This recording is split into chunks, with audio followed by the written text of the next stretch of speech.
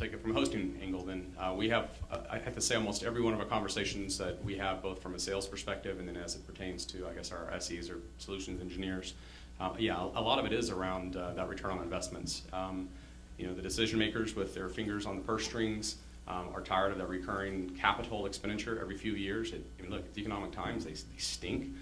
People want to hold those dollars and use them for something else.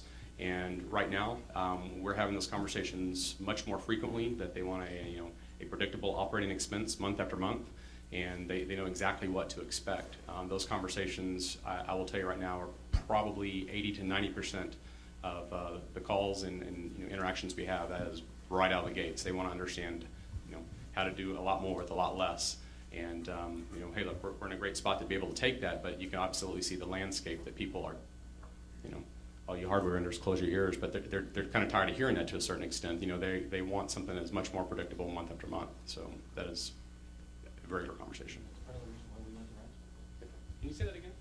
So that's actually part of the reason why we went to Rackspace. Was that predictability? And Sean, we had a question earlier for you just around, how much did all this help you take back control? I know Aon's had this 113 divisions, everybody has their own applications remotely, and they certainly tried to centralize this via other outsourcing arrangements 10 years ago, and that never worked, and so now you guys are approaching it almost, it looks like a totally different way. How much is this technology going to enable you to take back control, and what's that mean to the end user? Taking back control is a good thing to a certain extent, but obviously, our organization doesn't, that's not what we do. We don't support hardware, we don't support the network.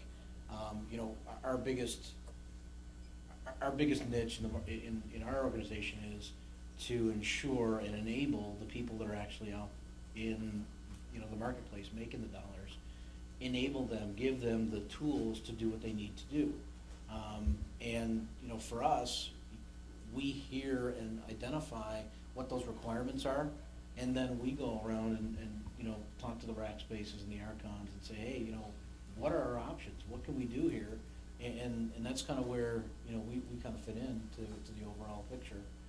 But it does bring back control, a lot of control to us, because now we are the ones interacting with the RKONs and the Rackspaces, and we can identify what SLAs we want in place for those, in those specific instances.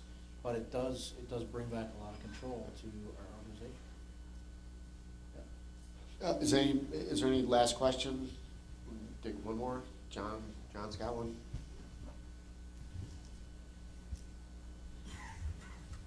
When's lunch? Is that? Who do you like in a second? Fire chicken. Yeah, with everybody talking about using the iPhone and the iPad, can you address the security issues with those, especially with federal regulators, FINRA? Do they have the blessings at this point in time? Chris, do you know anything about that? Or make something up? No. It's a good question. I haven't heard much about the government regulations with those yet. I think that's probably to come in terms of, are you talking like in terms of data storage, how it's protected on the device, or connectivity with it? Or? It's connectivity. So if you're out in the field and looking at, if you're a broker or a banker and you have a security breach, everybody's saying, we've had the BlackBerry has the blessings of the federal regulators. Do we have that on the iPhone and iPad side of that yet? I'm going to give Steve Jobs a call tomorrow. No, I think it's a good question. I don't know anything about the regulations, but I'll just say if you're delivering it, it's on a server, right? So if you're delivering it centrally, the data, there's nothing on the endpoint, right? So it's on a server in the data center, and there's actually nothing resident that's left on the endpoint. The net itself has solved a lot of security issues. Yeah, and you still have, and to the point I was talking about before, you still have controls that are necessary in terms of, okay, are there any vulnerabilities? You need to manage vulnerabilities of the device. The encryption, the transmission of the data needs to be protected. So, and I was joking around with Panda before about talking about cloud antivirus. So a lot of these thin clients, these tablet PCs, these iPads and everything, there's a lot of the security vendors, such as like even Qualys, is now providing free service to home PCs, end PCs, laptops, tablet PCs, to be able to do a check and make sure, like an integrity type check, make sure it has all the necessary updates and everything. So I think what you're going to see around that as the data, yeah, to Jeff's point, the data is on the back end, but there is a transmission of that coming to your device. And this is where my device is thin and it's a tablet, but there's going to be the cloud security providers now that are trying to jump into the market to provide the antivirus in the cloud, the vulnerability management in the cloud, the encryption in the cloud, and all that kind of stuff. So it'll be interesting to see where that goes, and especially if there's something comes out about how government is going to regulate other diverse devices.